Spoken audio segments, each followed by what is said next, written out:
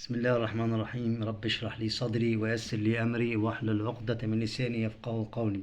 أعزائي طلاب وطالبات الصف الأول إعدادي، وحشتوني. انتقلنا من مرحلة صغرى للمرحلة الابتدائية لمرحلة أكبر اللي هي المرحلة الإعدادية. هناخد منهج جديد وسهل وبسيط، بشرط إن احنا نذاكر أول بأول ونتابع قناة المتفوقين، وإن شاء الله هنحصل على الدرجة النهائية. أول درس في المنهج الجديد بيتكلم، هو المنهج بصفة عامة بيتكلم عن قارة أفريقيا. هناخد الدرس الأول قارة أفريقيا، الموقع والكشوف الجغرافية. قارة أفريقيا، الموقع والكشوف الجغرافية، ده عنوان الدرس بتاعنا، قارة أفريقيا، الموقع والكشوف الجغرافية. هناخد أولا قارة أفريقيا بالنسبة للعالم. من خلال الخريطة التي أمامنا يتضح من الخريطة أن تقع قارة أفريقيا وسط قارات العالم القديم، اللي هي قارة آسيا وأفريقيا وأوروبا. تحتل قارة أفريقيا المركز الثاني من حيث المساحة يا أولاد، ده بعد قارة آسيا. معنى ذلك أن قارة آسيا تحتل المركز الأول بين قارات العالم السبعة من حيث المساحة، تيجي بعدها قارة أفريقيا من حيث المساحة في المركز الثاني. تبلغ مساحة قارة أفريقيا 30.4 مليون كيلو متر مربع. طب يا مستر 30.4 مليون كيلو متر مربع تمثل كام من مساحة قارات العالم كلها؟ قال لي تمثل نحو خمس مساحة العالم. تمثل قارة أفريقيا نحو خمس مساحة العالم، أي 20%، أي 20%. ده بالنسبة لموقع قارة أفريقيا بالنسبة لقارات العالم. ثانيا هناخد الموقع الجغرافي والفلكي لقارة أفريقيا. هناخد أولا الموقع الجغرافي. معنى كلمة موقع جغرافي هو موقع المكان بالنسبة لليابس والماء. معنى كلمة موقع جغرافي تاني هو موقع المكان بالنسبة لليابس والماء. يحد قارة أفريقيا مسطحات مائية سواء في الشمال أو الشرق أو الغرب. شمالا يحد قارة أفريقيا البحر المتوسط ده بيفصلها عن قارة أوروبا. شرقا يحد قارة أفريقيا من جهة الشرق البحر الأحمر والمحيط الهندي، وده بيفصلها عن قارة آسيا. غربا المحيط الأطلنطي، دوت بيفصلها عن الأمريكتين، أمريكا الشمالية وأمريكا الجنوبية. يبقى يفصل قارة أفريقيا عن قارة آسيا، أقول له البحر الأحمر. يفصل قارة أفريقيا عن قارة آسيا، أقول له يا مستر البحر الأحمر. طيب تتصل قارة أفريقيا بقارة آسيا من خلال شبه جزيرة سيناء. طيب يفصل قارة أفريقيا عن قارة أوروبا البحر المتوسط. إيه اللي بيفصل قارة أوروبا عن قارة أفريقيا؟ أقول له البحر المتوسط. طب إيه اللي بيفصل قارة أفريقيا عن قارة آسيا؟ أقول له البحر الأحمر. طب تتصل أفريقيا بقارة آسيا؟ قال من خلال شبه جزيرة سيناء. هناخد الموقع الفلكي. الموقع الفلكي تعريفه هو موقع المكان بالنسبة لخطوط الطول ودوائر العرض. تعالى بينا نتعرف كم دائرة عرضية تمر بها أفريقيا، وكم خط طول بيمر في قارة أفريقيا. يعني تمتد قارة أفريقيا بين دائرتي عرض من 37 شرطة شمالا و34 شرطة جنوبا. يعني كم دائرة عرض بتمر في قارة أفريقيا؟ قال لي 70 دائرة عرضية، ونركز فيها. كم دائرة عرض بتمر في أفريقيا؟ قال لي 70 دائرة عرضية. طيب تمتد قارة أفريقيا بين خطي طول من 51 شرقا إلى 17 غربا.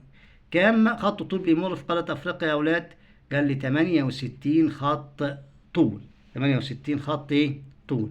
طيب تمر في قارة أفريقيا 3 دوائر عرض رئيسية. كم دائرة عرض بتمر في قارة أفريقيا؟ 3 دوائر عرض رئيسية.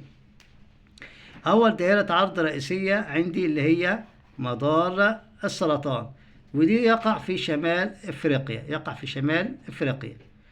عندي دائرة العرض الرئيسية اللي بتمر في أفريقيا في وسط أفريقيا، قال لي دائرة الاستواء. يبقى دائرة العرض اللي بتمر في وسط أفريقيا دائرة الاستواء. تمر في جنوب أفريقيا دائرة عرض رئيسية اللي هي مدار الجدي. طب نيجي موضع السؤال، بيقول لك إيه؟ اختر الإجابة الصحيحة. دائرة عرض رئيسية تمر في شمال أفريقيا ودرجتها 23.5 درجة. يبقى بيتكلم عن مين؟ عن مدار السرطان. أحط خط تحت مدار إيه؟ السرطان. طب دائرة عرض رئيسية درجتها 0 وتمر في وسط أفريقيا وأنا مغمض اللي هي دائرة إيه؟ الاستواء. طب دائرة عرض رئيسية تمر في جنوب أفريقيا ودرجتها برضو 23، بس أنا قلت جنوب. لو قلت جنوب أفريقيا أقول له مدار الجد، قلت شمال أفريقيا أقول له السرطان، والاثنين 23.5 نص درجة. طيب عندي أهمية موقع قارة أفريقيا. أنا خدت الموقع الجغرافي والموقع الفلكي. يقع ثلثي مساحة قارة أفريقيا في نصف الكرة الأرضية الشمالي. تلتين مساحة أفريقيا في شمال الكرة الأرضية، والثلث في نصف الكرة الجنوبي. يبقى بيجي في الاختيارات يقع نحو نقط في المية من مساحة أفريقيا في نصف الكرة الشمالية. أقول له ثلثي مساحة أفريقيا يقع في الشمال، بينما يقع ثلث مساحة أفريقيا في الجنوب. طب اكتسبت أفريقيا أو اكتسبت موقع أفريقيا أهمية. أنا عندي أهمية استراتيجية، وعندي أهمية حضارية، وعندي أهمية اقتصادية. طب هناخد أولا الأهمية الاستراتيجية. لازم أعرف معنى كلمة أهمية استراتيجية.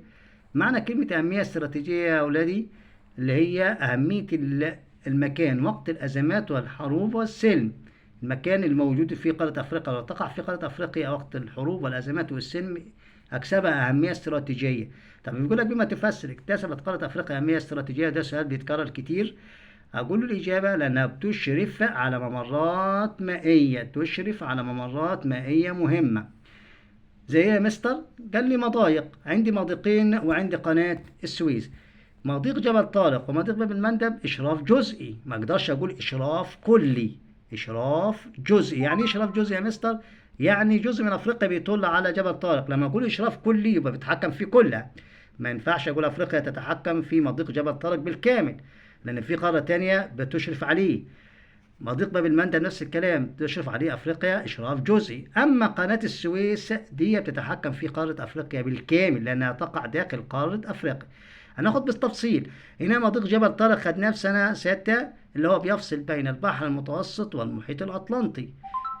يصل بين البحر المتوسط والمحيط الأطلنطي، ويفصل بين قارتي أوروبا وأفريقيا.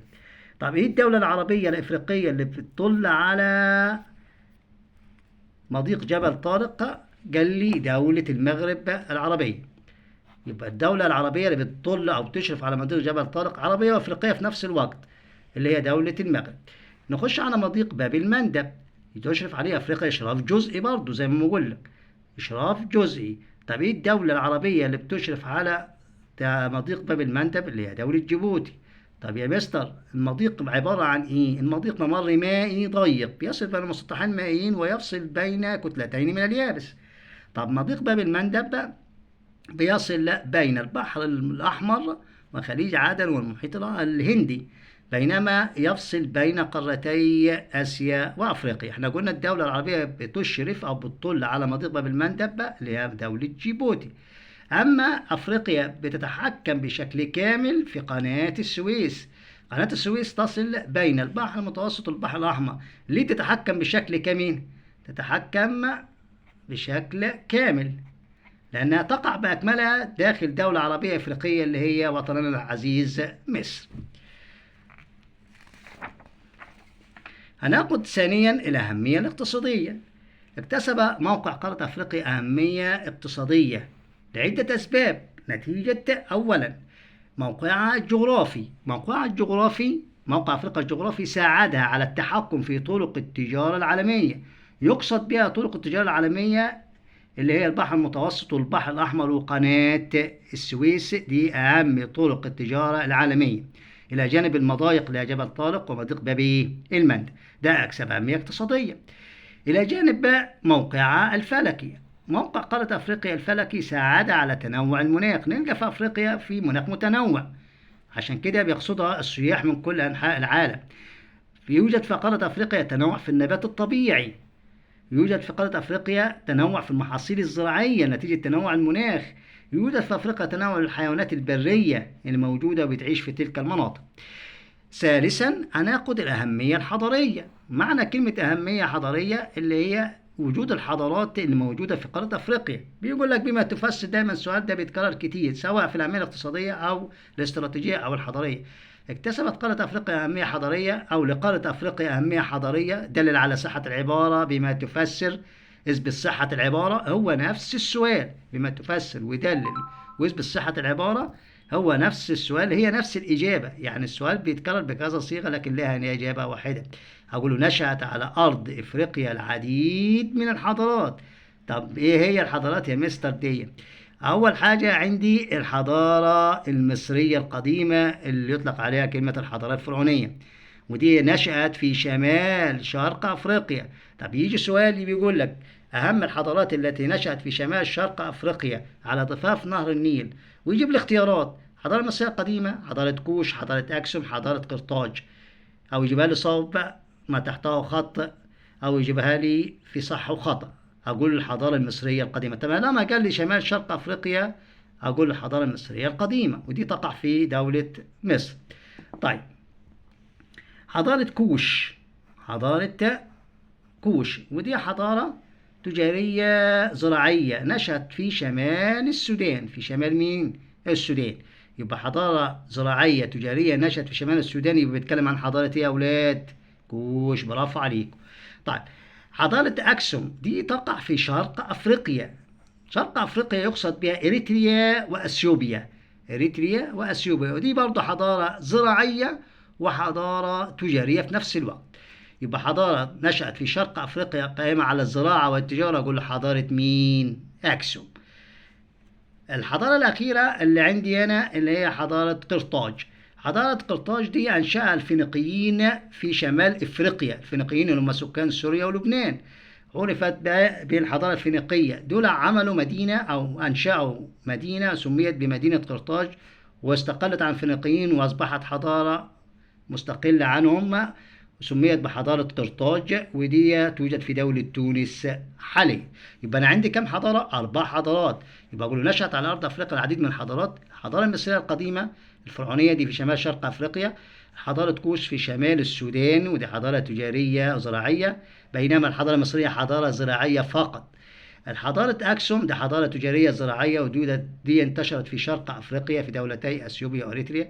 آخر حاجة حضارة تجارية اللي هي في مدينة تونس اللي هي حضارة قرطاج، وقلنا جاب سابقا إنه أنشأها أو بناها الفينيقيين اللي هم سكان سوريا ولبنان. ده الجزء الأولاني من الدرس، وهنكمل بعد كده إن شاء الله.